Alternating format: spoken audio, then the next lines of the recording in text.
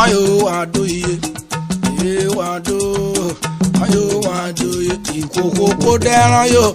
Ikoko ko iriran ye. Ayo wado ye. Wado. Ayo wado ye. Wado. Ayo wado ye. Ikoko ko dera yo. Ikoko ko iriran yo. Ayo wado ye. Wado. Ayo wado ye. Wado. Ayo wado ye. Ikoko ko dera yo. Ikoko ko iriran ye. Ayo wado ye. Wado. Ayo wado ye. Wado. Ayo wado ye. Ikoko ko dera yo. Ikoko ko iriran yo. Ayo wado ye. Ikoko ko dera yo. Ikoko ko iriran ye. Ayo wado ye. Ikoko ko dera yo. Ikoko ko iriran ye. Ayo wado ye.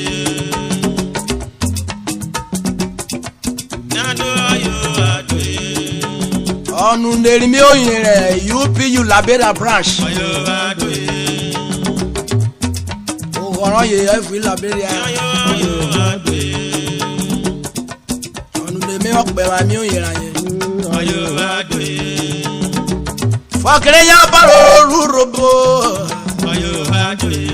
Ayin mu di abiyo. Be Urhobo yo. Ayo wado ye. Wa wi lo so ma. Ayo wado ye. Yo na ro pi lo ko yin meke. Ayo wado ye. Ayo wado ye. Ya pona o ya sheri. Ayo wado ye. Ari o ma wa o. Ayo wado ye. Ayo wado ye. Ayo wado ye. Wa wo koko re bi oko e. Ayo wado ye. O ya wo joko eri o. Ayo wado ye. Wo mra kola rere na. Ayo wado ye. Iri oko fi mi jere. O fe naira o. Ayo wado ye. Iri oko fi mi jere. O fe naira o. Ayo wado ye. O kwa ni e kan yo mi ni o. Ayo wado ye. O ti dagba ru koko na. Ayo wado ye. Mr. Emmanuel Semede alias Hitler Wado ye. Inoko Prezo Osuto Ayo wado ye. Okwaku no para Ameleke ayo wado ye. Ayere ye Mrs. Teresa Ayo wado Semede ye. Orofun Ayo wado ye. Ukoko nana ekwo na fefo ayo Ayo wado ye. ekwo na yo biri o Ayo wado ye. Mr. Goddy Ojugo Ayo wado ye. First Vice President Abraka Ayo wado ye. Oshe ayo wado ye. Mo pa e amruko kodia Ameleke ayo wado ye. Go dera yo wi go riran e Ayo wado ye. Mr. Michael Majemite second vice president Ayo wado ye. Orabraka Ayo wado ye. Mrs. Queen Isioro Brown Ayo wado ye. first lady president Orupara Ayo wado ye. Mrs. Oganeruemu Isioro Foja Ayo wado ye. second lady president Idogo ayo wado ye. Orabraka Mr. Abel Okagbare Ayo wado ye. the Okobaro 1 of Urhobo Liberia senior advisor of UPU from Abraka Ayo wado ye. Gbogbo dera yo wi gbogbo riran e Ayo wado ye. Odayore Francisca Okagbare from Oria Abraka Ayo wado ye. Mr. Attorney Egeba Secretary General. Orabraka. Gbogbo dẹran yóò rí gbogbo ríran yé.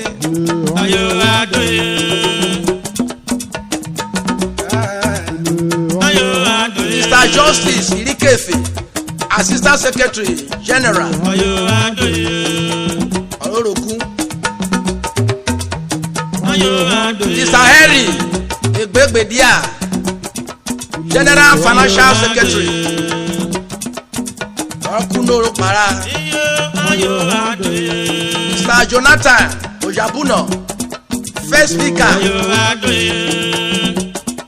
Ọkùnrin para. Mr. Daniel Uga, Assistant Speaker. Orabraka. Gbogbo dẹran yóò rí gbogbo ríran yé.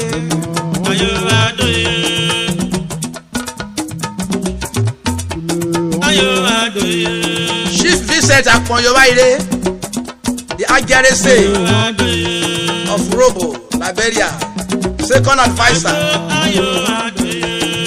Ọ̀rọ̀fún. Mr. Emmanuel Igomaye, First Social Welfare Officer. Ọ̀rùkórí. Mr. Ufoma Yoko Gere, Chairman Urhobo Youth Progress Union, Liberia branch. From Okurepo, Okara. Mr. Mayor Abo, Provost from Kokori. Mr. Godwin Enakerako, First Treasurer of UPU, Yamuyel Kokorio. Ena Ugoru Koko now.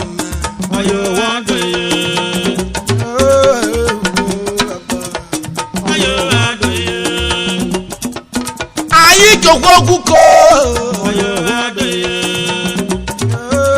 Yari Goya Ode Rabu Yororo Jeko. Awo Bobby Yam. Otoru Urhobo Yokwa Agbo. Yotore Labia Garo. Otori Nigeria Garo. Ekwisi etuwe yo menaru ko baba.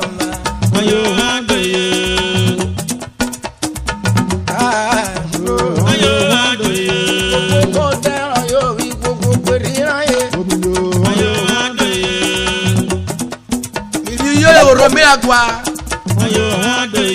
Peter Oforishe oyo ko woni ofo branch ligbe ose mere fure kirawe ti o de gbo oyo se ebe ri mami wata ligbe ose mo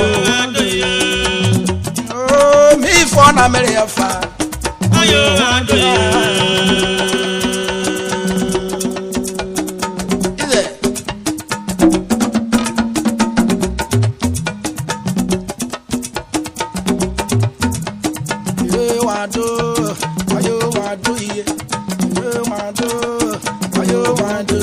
Gbogbo dẹran yóò rí gbogbo ìríran yé.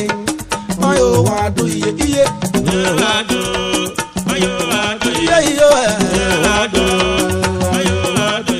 Gbogbo dẹran yóò rí gbogbo ìríran yé. Wọ́n yóò wá dùn iye.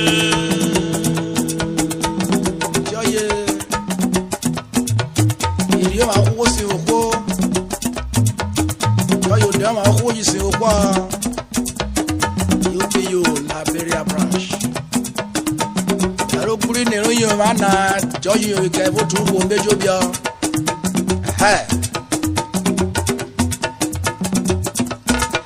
Iwo abokiri mi kwegbe ọ̀rọ̀ àpèyè. Ní studio nwe ya sada sune lo mi agba Victor Igowori anata no sheri. Amri kwera go yo bede. Okwara to taina ayota boro yo. o bodere fia koko oya igwe na asa isu na ba ti oya ba oyi studio le me ro puri ne naru vie furo ye o we se bede yo jo marie Music Matter Sound Studio okokoko ai be to na pa na okoro fu ma na no sheri ofia yo use ozo jo bi owo yo ta mere ize akero kwaya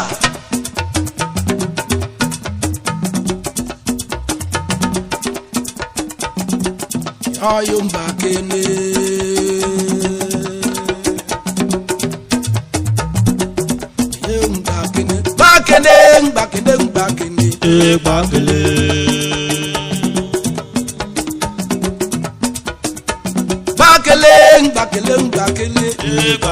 Gbakele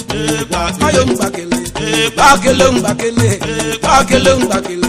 agwa me Gbakele ani donu ne Gbakele Gbakele ne Gbakele solo ne Gbakele seun ne Gbakele kedere khame ayo Gbakele okoro ku shoshi oye jobo wa okoro gbigbe oye jorin da odadi ojo ye ora me fowe Gbakele ayo Gbakele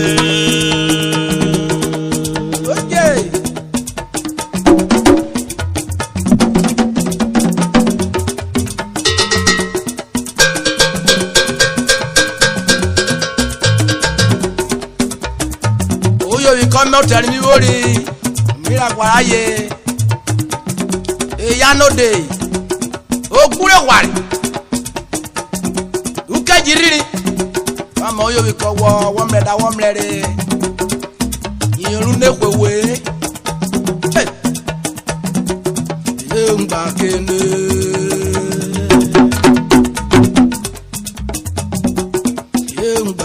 Gbakele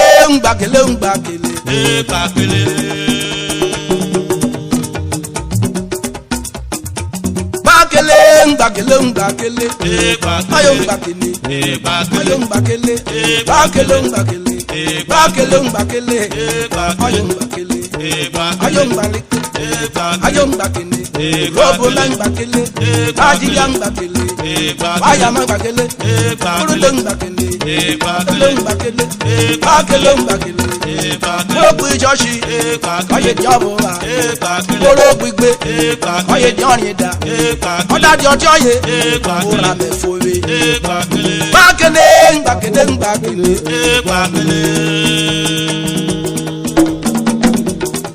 oje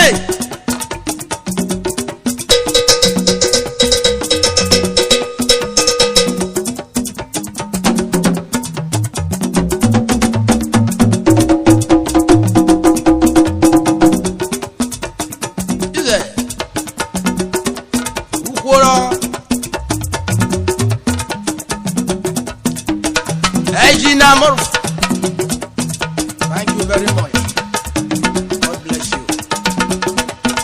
Long life and prosperity. Ejina Sule. God bless you also. Long life and prosperity. Amen. Yeah. Hey, other Vitari go. Urhobo you do ble Urhobo pamare oka amari we na bo ye ko ba bi bo wori Teresa won gbe da ko won ya owo ko ren gbe da ko bon ya ma wo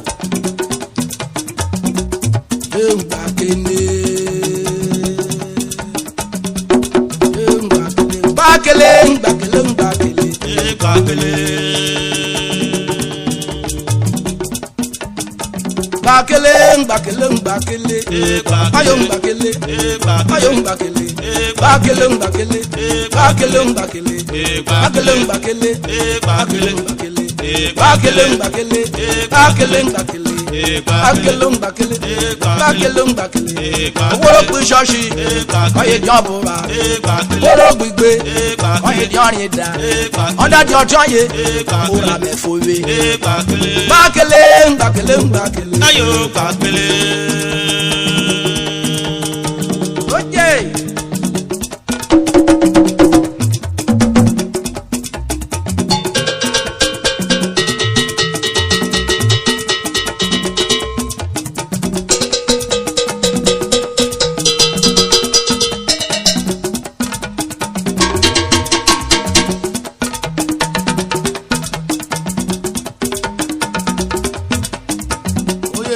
Urhobo jobio asaro baba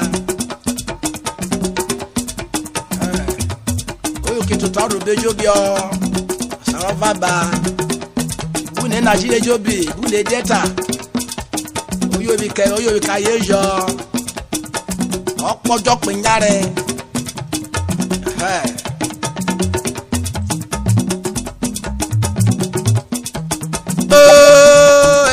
uri na gboko na o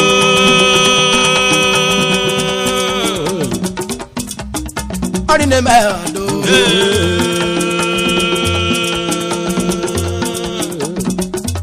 Unulo sokwa bunu sokwo gbo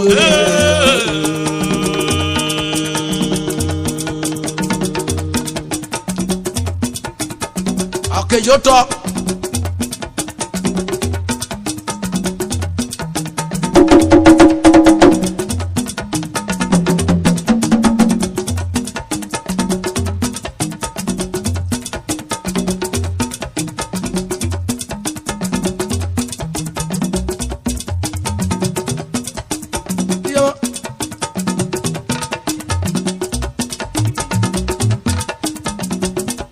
Comment j'allais mais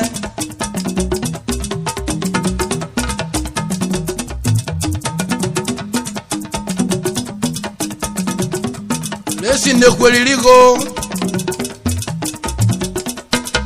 endurance itaire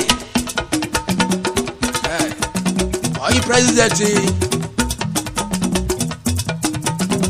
la eru rochuko ebi sapele oyo ko we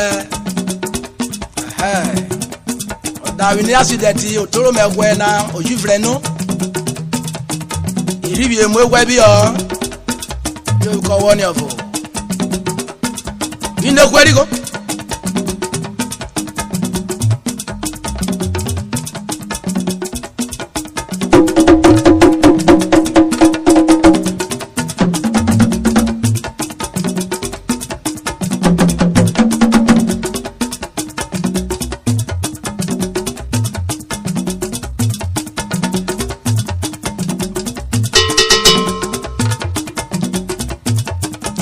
Bori wa da me miriere o bori wa da me miriere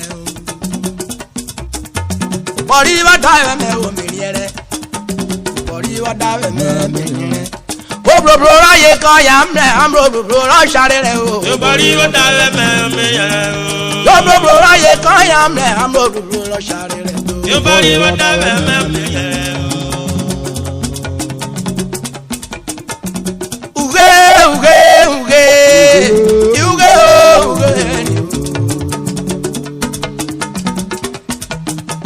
Bori wa da me o miriere o bori wa da me o miriere o bro la ye kan ya mre am bro ro sare re o bori wa da me o miriere o bro la ye kan ya mre am bro ro sare re o bori wa da me o miriere